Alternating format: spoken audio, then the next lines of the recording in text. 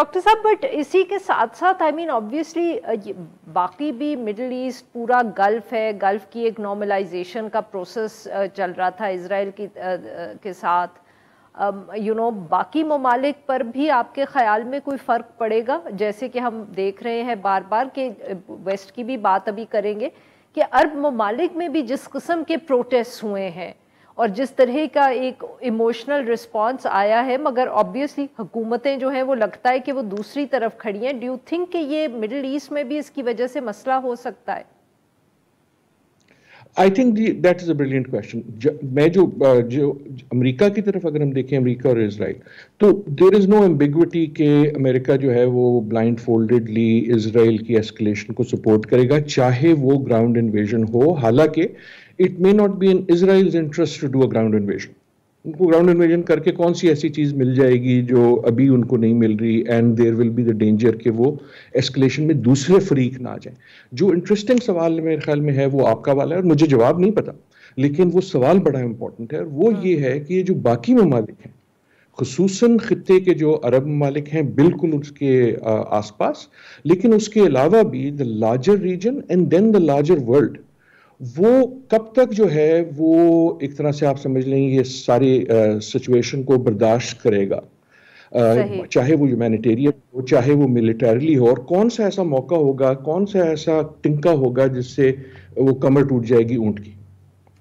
اور already you start سینگ، اگر آپ انٹرنیشنلی دیکھیں،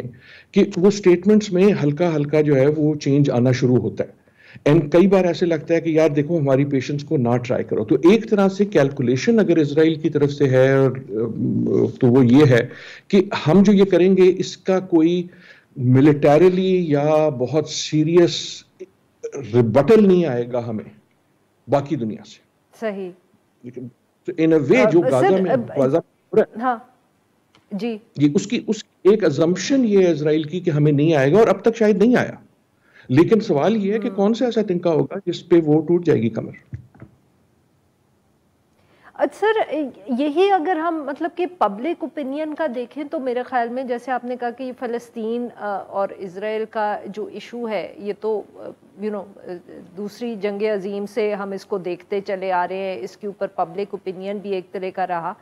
پر سوشل میڈیا کی وجہ سے پچھلی دفعے بھی جب تھوڑی ٹینشنز ہوئیں تو ہم نے دیکھا، اور اس دفعہ تو خاص طور پہ کہ وہ جو پاکستان کے اندر بہت مشہور لفظ ہے، مگر اب میرے خیال میں ہم اس کو اس کانٹیکس میں بھی استعمال کر سکتے ہیں کہ بیانیہ کنٹرول نہیں کر پائی West for the first time. And do you think it was just because of social media, یا یہ کہ کیونکہ ہم نے دیکھا کہ جس قسم کا رسپانس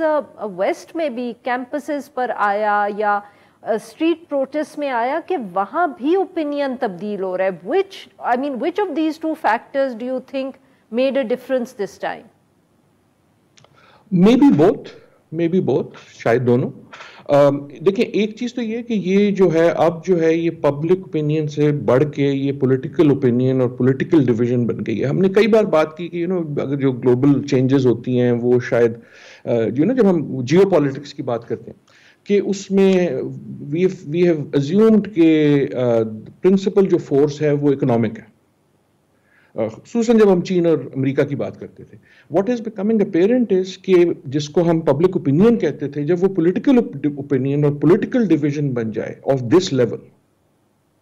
اگر آپ اخبار اٹھا لیں ویسٹ میں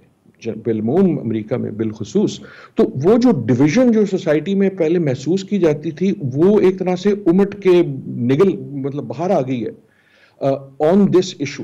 اور اس میں بہت سے اور ایشو بھی مل جاتے ہیں. ناؤ سچی بات یہ ہے کہ ان اے وے یہ جو ہے اس قسم کی جو ہمیں ایکسٹریم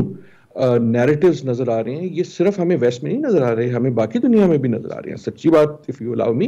ہماری بھی جو جب اگر میں ویسٹ میں دیکھوں اس کی کوریج، تو وہ یہ لگتا ہے کہ جناب اسرائیل بیٹھا ہوا ہے اور صرف جو ہے نا حماس اور فلسطینی اس کے اوپر